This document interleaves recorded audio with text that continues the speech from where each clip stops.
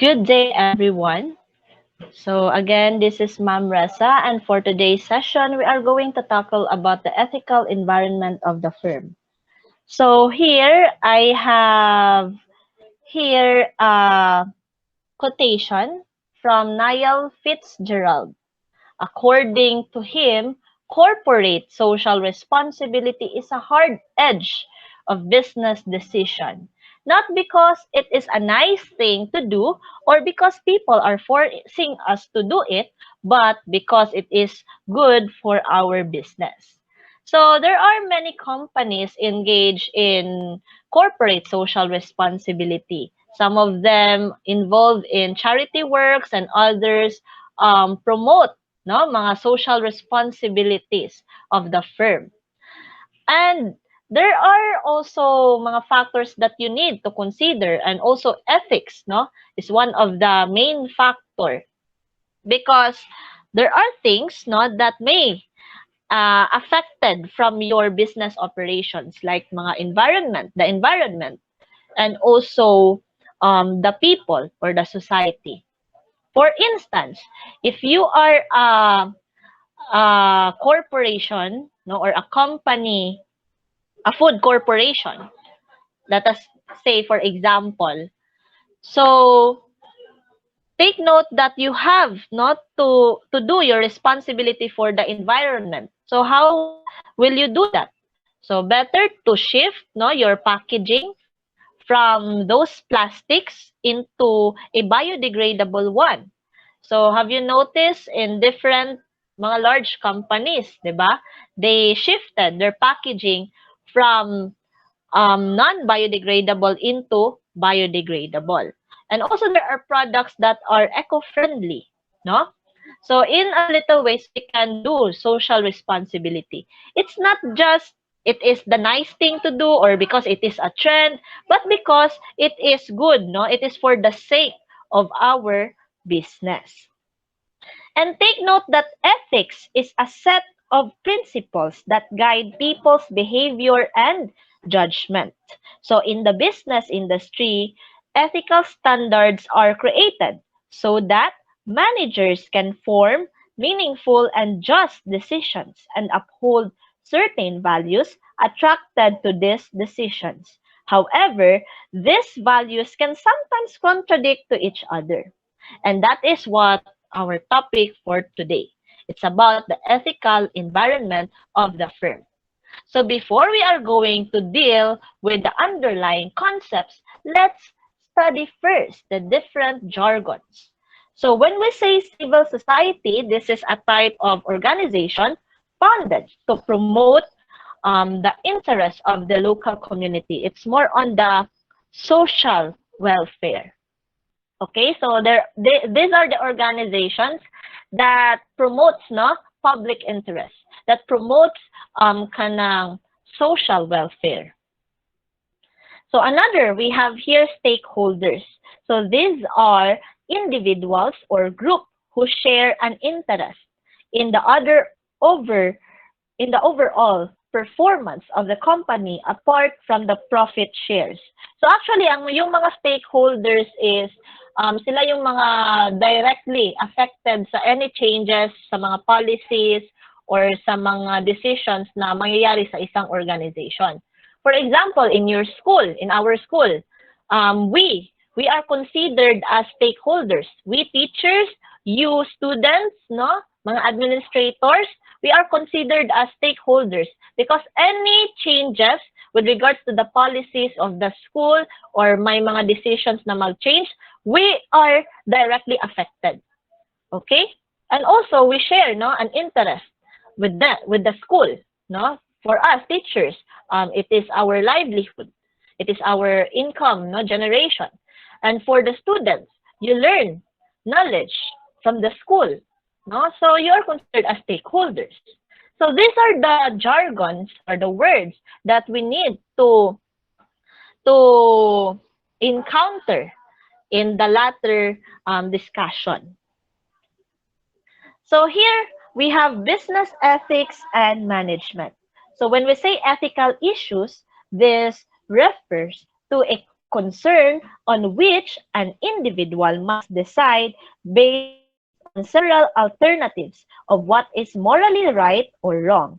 So in business, these issues play a crucial role in decision making. So that is why a manager should be guided by a set of business ethics. So when we say business ethics, these are the set of moral standards for any kind of business functions. So this serves as moral or set of moral principles and standards that guide business people in doing their business transactions. So generally, business ethics, it's more on the moral standards. And also, the lines separating these standards sometimes overlap, which makes decisions making difficult. So, with certain decisions or actions often having both positive and negative effects. So, that is why it is important for you as future managers to still have your own set of moral standards and values in ultimately deciding which decision or action is most ethical for the company. So that is why any organization are imbounded with their core values. No? For example, integrity. So when we say integrity, it's more on doing the right, and even transparency, being able to have access for the information. So may mga core values na naka-inbound sa mga different organizations so that they will be guided to do moral standards in doing business or any organizational transactions. So actually, in deciding on ethical issues, there are guiding principles that may be used. And in ethics, there are different perspectives. First is we have the universalism. So in universalism, this is the principle which states that all people should have certain values like honesty, respect, and cooperation. No? So, ini-emphasize dito na lahat ng tao dapat they practice or they should have values like the honesty. So, it's more on universe, the whole universe. So, universalism requires every person to reenact these values in the same way under all circumstances and at all times.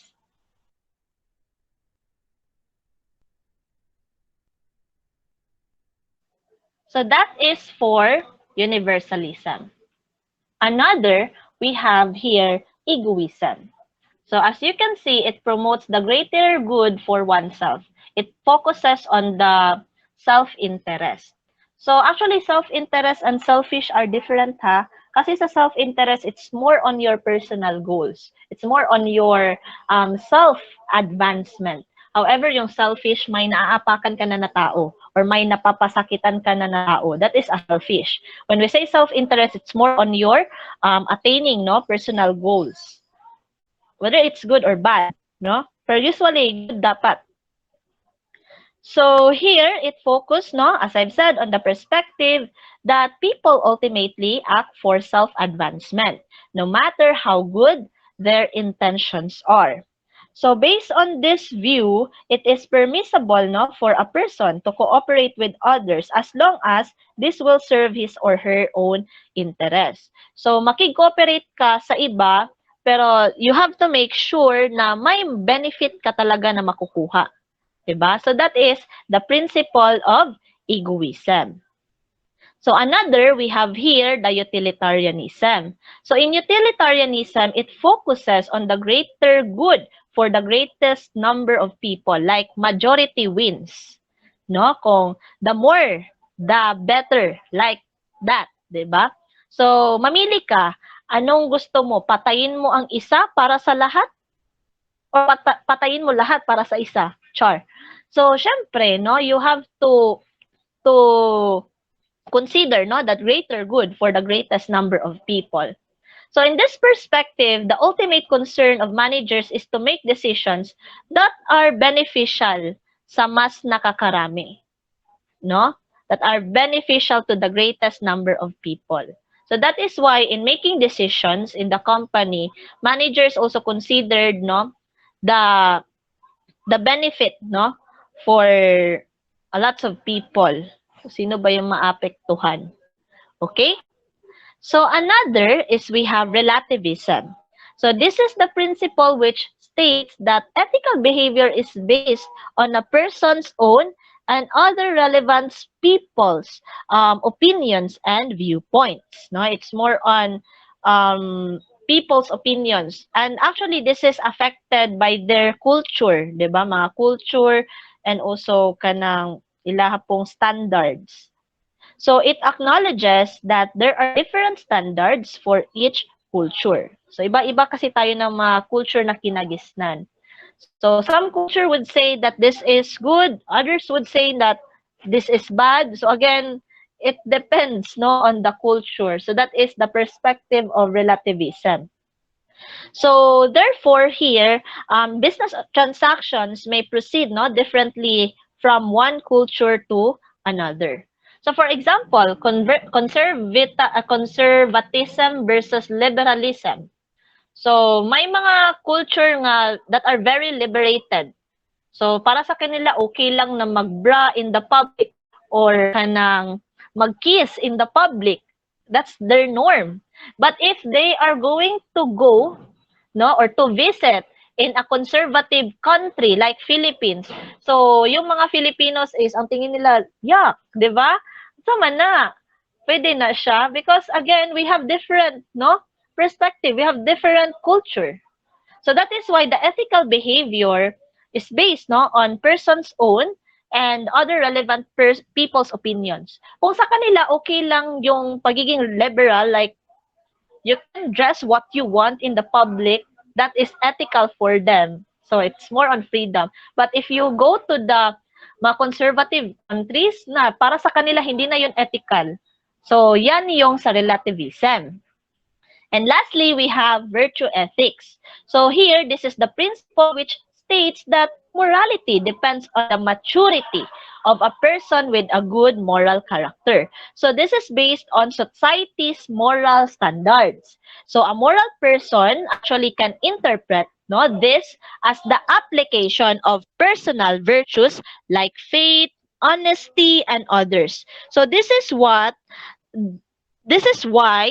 that right, no, that what is right is based on the level of one's moral judgment. So the more mature you are, the more high virtue of ethics you have.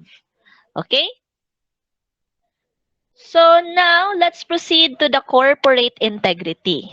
No? So we are done with the perspective of ethics. Lima lang, di ba? So we have universalism, egoism, utilitarianism, relativism, and virtue ethics. Here we have this corporate integrity.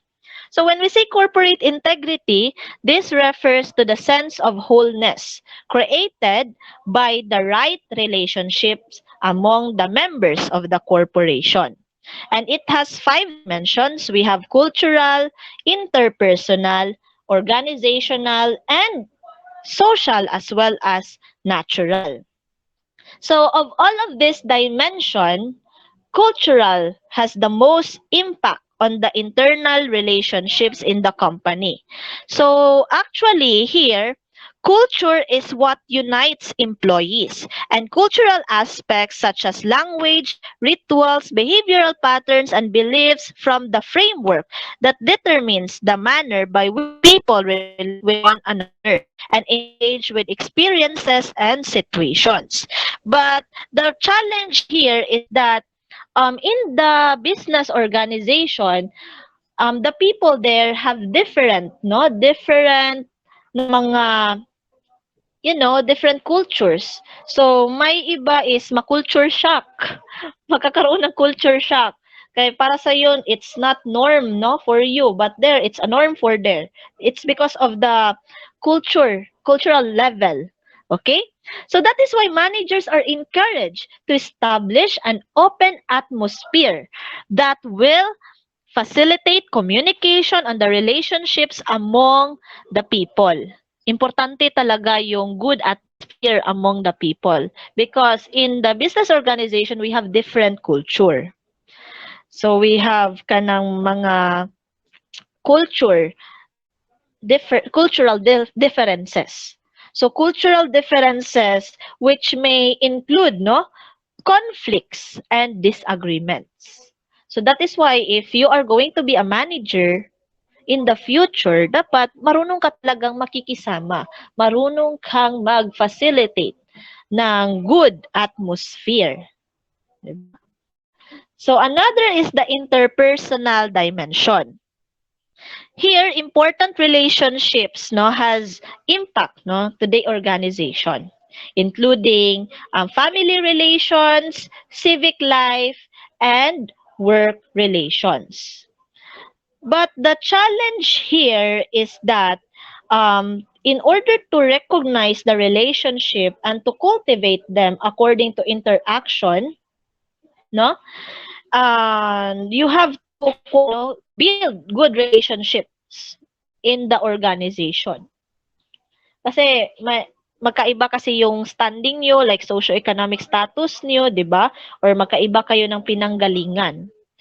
So that is why the challenge here is to recognize the relationships and to cultivate them according to interactions established by people with consideration to different identities. Iba kasi yung pinanggalingan natin. So we have different family and social backgrounds of the people that determine their relationships at work. It is really true. Kasi kapag ikaw, yung family mo is not that well off, you will be prone to bullying, di ba? So, others kapag well off ka, marami kang kapamilya, or you can easily build good relationships or interpersonal relationships at work. So that is why people's belongingness to a family, civic society, and work settings requires each person needs for security in the family. Kailangan talaga yung sense of belongingness, sense of security, no? And you have to exercise the right to participate in civic activities, and their inclination to establish relationships at work are should be acknowledged. So that is for the interpersonal dimension. So another, we have the organizational dimension. So here, it considers the main purposes of the business, particularly the economic and financial purposes. But it does not only kanang limits to this kind of purposes. It also includes mga managerial purpose and civic purpose. So corporations, take note, are agents of whose actions are in line with this purpose as embedded in their mission and vision statement. So in the next module, we are going to deal with the mission and vision statement. So I'm going to teach you on how to make mission and vision statement in the next module. So, kasi sa organization, meron tayong mga goals and objectives and also vision that we want to achieve. No? It's really important. So, that is why on the organizational level, there is a constant challenge to ensure consistency in achieving the mission of the organization and the conduct of its members. On the social level, no? You have to take note that in an organization, there are different people, and we have to ensure that this people in the organization has the same interest, is to achieve the goal. We have this common goal of the organization. So another is we have the social dimension. Here, it views that the organization as actively engaging with the society. So here, the business must be seen not only as a business leader, but also a significant social element in its community. So, it's more on kanang helping the community. Dapat maging visible tayo or makikita tayo hindi lang sa business na aspect but also to the community. So, here on this level or on this dimension, the company is challenged to establish cooperation and mutual relationships with other companies and agents. So that is why importante talaga yung alliances at saka partnerships in order to produce stability given the certain realities and interests. And lastly, we have the natural dimension. So in the natural dimension, it looks into how the organization relates to nature. So on this manager, as future manager, you should consider how interrelated, or how the business operation and activities may have impact to the environment. So your challenge here, the challenge for this dimension is that we have to exercise the concern for the natural environment, to have corporate integrity, company should not gain more on the profit. Hindi lang profit dapat nating inaatupag. Dapat rin at the expense of the nature. Kasi sa nature, 'di ba? Ano yung mabibigay ng nature? What if wala ng nature? So, maaring maapektuhan rin yung sustainability ng business natin, 'di ba? So dapat we should take care of the environment. So here, given those 5 dimensions, we have cultural, interpersonal, not just 5, 5 cultural, interpersonal, organizational, social, and natural dimension. These 5 dimensions are interrelated and interdependent. So they will be affected by each other. So thus it is a challenge for companies to integrate all of this with company decisions in order to achieve the sense of wholeness or the corporate integrity. So all business functions should consider these different dimensions. So now let's talk about the corporate social responsibility. So when we say corporate social responsibility, it refers to business operations and activities that have the welfare of the society in mind. So take note that the age of globalization brought about an increasing need for companies around the world to comply with the certain corporate practices.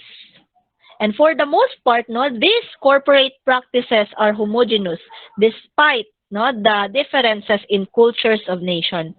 And that business practice is considered as vital to the current international standards of business operations. So the common here is to practice corporate social responsibility. So actually here, a firm should also aim not just more on the profit, but more on the to pursue long-term goals which will benefit the society. So business operations should therefore strategize to pursue economic goals while upholding the welfare of the society. So that is why this concept is close to social obligation and social responsiveness. So here, this defines the extent to which a company is able to exercise social responsibility in its operations and activities. So when we say social obligation, this refers to complying with legal standards to uphold social welfare. Like you have to follow the laws or the legal standards. So for example, kanang solid waste management law. So you have to follow this kind of law wherein it is mandated that you have to separate the biodegradable from non-biodegradable. So that is part of your social obligation, that as business entity, you have to follow the Solid Waste Management Act. No? So that is social obligation. On the other hand, we have social responsiveness. So social responsiveness, it goes beyond the prescribed standards. Dito kasi sa social obligation, you tend to comply with the legal standard. However, here, you go beyond on that. So it means that the firm adapts to social conditions and engages in activities that will respond to pressing social needs. So take for example here, we have an example that a company's action in addressing the need to protect the environment. So if the company produces products that may pollute the environment, so wala siya nagkaroon ng social responsiveness. So what are the example of social responsiveness here, no? So example, the company actions in addressing the need to protect the environment, no? If the company produces products that do not harm or pollute the environment, it is more on the social obligation.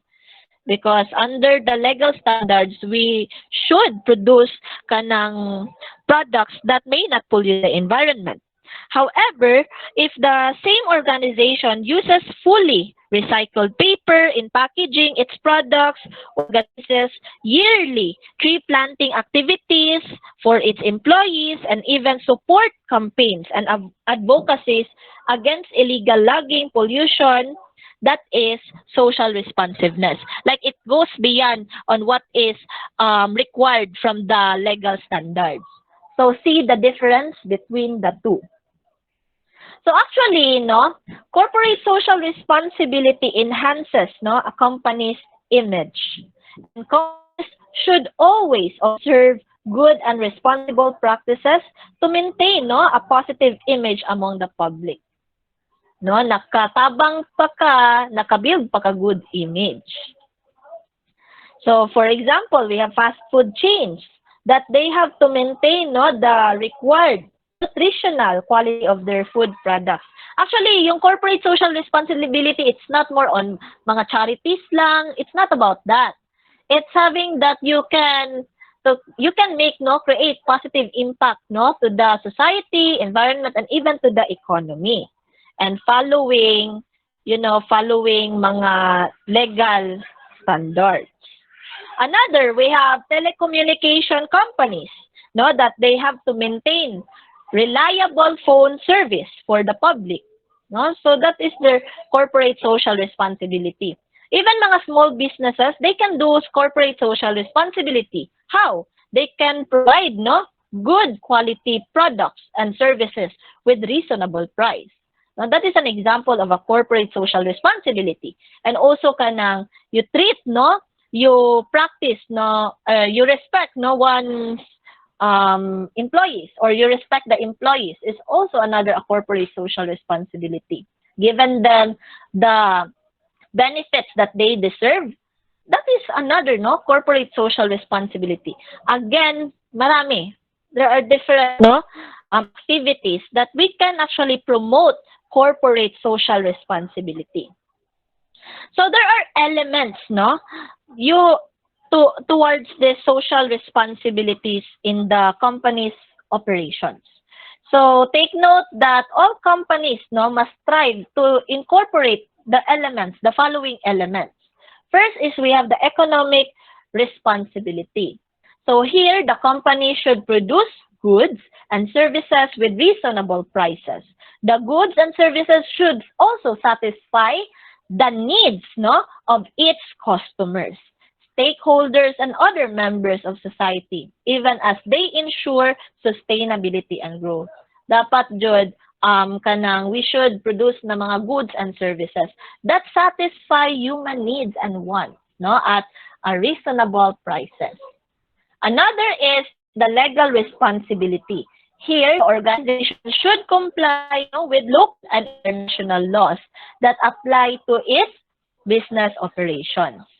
And we have here ethical responsibility. It's more on establishing norms, mga standards, mga ethical standards that reflect fairness to consumers, employees, shareholders, and the community and other stakeholders that will affect, that are affected to any decisions, or operations in the business. So it's more on moral standards na jud. Sa economic, it's more on the economic aspect. Sa legal responsibility, it's more on following the laws. Sa ethical responsibility, it's more on kanang mga ethical standards. And the philanthropic responsibilities, the initiation of voluntary activities such as mga corporate programs, mga donations, to charitable institutions and other similar charitable causes. All of this, kailangan talaga sa isang business. But not all business can afford, for example, philanthropic responsibility. Di naman sila maka-afford niyan kasi they have only limited, monetary resource. But even in a little ways, pwede naman tayo mag-promote, ng corporate social responsibility or to practice this kind of social responsibility to our business operations and activities. So that is why ang pinaka-importante jud dere is yung economic, at saka yung legal at pati na yung ethical. So sa philanthropic, it's more on voluntary na lang. So that is why we have to be responsive, to the different mga ethical issues. Like when you do your business, you have to consider ethical issues like mga frauds, mga corruption. Those are the ethical issues man. So I hope that in your future when you are going to manage a business or even in an organization, you have to be morally, you have to be moral and you have to be guided with the ethical standards. So that is why, as business students, kailangan talaga natin ng business ethics. Okay. So that's all for the session about the ethical environment of the firm.